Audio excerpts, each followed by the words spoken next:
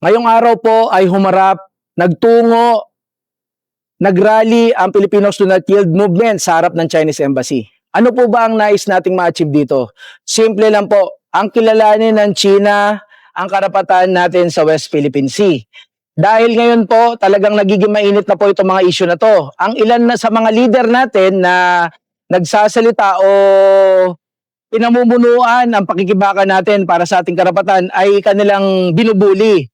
Ang nakakalungkot lang po, may mga iba rin tayong mga opisyales ng gobyerno na mistulang kumakampi sa naratibo ng China. Hindi po maganda yun kasi sa lahat ng issue, ito pong West Philippine Sea, dito po tayo dapat nagkakampi ng mga Pilipino. Kasi teritoryo na po natin ang pinag-uusapan. Maaring hindi yan deklaradong teritoryo, pero ang sovereign rights niyan ay nasa atin po. Pinagtibay po yan ng UNCLOS.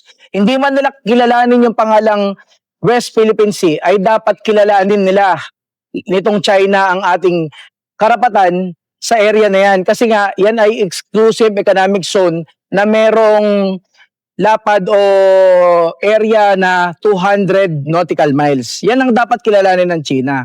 Kaya sa mga kapwa ko Pilipino, nakatulad dito mga senador natin na hindi pumirma sa resolusyon para kundinahin ang mga pahayag o kritisismo ng Chinese Embassy, mahiya naman po sana kayo. Kung sinabi noon ng Pangulo na mahiya ang mga kurakot, mahiya rin po kayo dito sa issue na ito ng West Philippine Sea. Dahil yan po ay karapatan ng bawat Pilipino. Ano man po ang kulay na iyong dinadala, maging ikaw ay pula, ikaw ay dilaw, ikaw ay pink, ikaw ay asul, ikaw ay berde, lalong-lalo na sa mga berde. Ang pakiusap ko, pagdating sa West Philippine Sea, kampihan niyo po ang Pilipinas. Dahil ito po ay karugtong ng ating buhay. Hanap buhay po yan ng ating mga Pilipino mangingisda. Sa hapagkainan po natin, nandiyan po ang mga likas na yaman, katulad ng mga isda, mga seafoods na maaaring mabili natin sa mas murang halaga. Kung malaya lang sanang nakakapangisda ang ating mga Pilipino mangingisda dyan. Hindi po nila ito pinirmahan. Ano po ba ang nais nilang ma-achieve dito? Natatakot po ba sila sa China? Hindi po tayo dapat matakot. Kasi tayo po ay ipinanganak na nananaitay sa ating dugo, ang dugo ng bayani.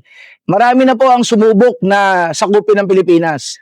Pero sa bandang huli, hindi po sila nagtatagumpay. At ganito rin po ang China, lalo na hindi po tayo nag-iisa sa laban na ito. Pinagtibay po ng UNCLOS ang ating karapatan dyan. Ito po ay kinikilala sa international scene. Kinikilala po ito ng mas maraming bansa, maliban sa China. At saka, ang pinakamalungkot pa nito, mga kababayan, may mga vlogger, may mga media na mistulang ini-echo ang pro-China narrative. Ako, gusto kong i-call out po si Charlie Manalo, no, na nagsulat ng pumapabor. Ang kanyang column ay pumapabor sa naratibo ng China.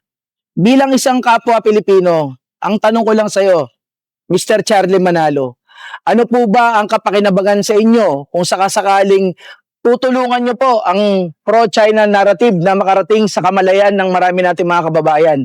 Ano po ba ang magiging benefit po niyan sa atin? Kung magagawa mo po yung ipaliwanag sa akin ng mabuti, di maayos, di ba? Pero duda ako na kaya mong ipaliwanag yan ng mabuti kasi kinikilala po ng buong mundo ang karapatan ng Pilipinas pagdating sa West Philippine Sea. Tanging China lang po na kumakamkam sa ating teritoryo, sa ating karapatan, ang hindi sumasang-ayon dyan. Kaya wala pong dahilan para kampihan mo yan. Kung sino man ang gusto mong kampihan politiko sa ating bayan, nasa sayo na yan. Pero sana sa issue ng West Philippine Sea, ay sundin mo kung ano ang nasasaad sa batas na kinikilala ng mga ibang bansa at ng ating bansa. Huwag tayo magpapabuli. Hindi dahil malaki ang China ay talagang tayo ay dapat pamayanihan na ng takot. Hindi po ganyan ang Pilipino. Ang Pilipino po ay pinanganak na likas ang katapangan na nananalaytay sa dugo natin Pilipino. Tsaka sa mga hindi pumirma ng resolusyon, total hindi nyo pinirmahan para makabawi naman po kayo sa inyong kahihiyan na inyong dinala sa inyong mga sarili. I would like to suggest na gumawa po sana kayo ng bagong resolusyon. Gumawa kayo na kung ano po yung nasa dulo ng ating pambansang awit na lupang hinirang, palitan nyo na po. Kasi hindi naman po kayo handa mamatay para sa ating bayan.